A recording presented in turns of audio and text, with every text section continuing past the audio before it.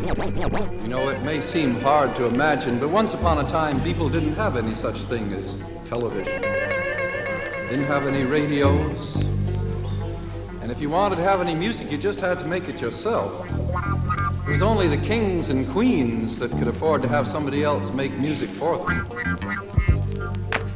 And you might not think it would be very good music, everybody making their own music. But you'd be surprised. In almost every family, it seemed like there'd be somebody who could sing a song or tell a story, tell a joke or something. And in the evening, they'd crowd around the fire maybe to keep warm. One man told me he learned how to play the fiddle because he noticed the fiddler always got to stand nearest the fire.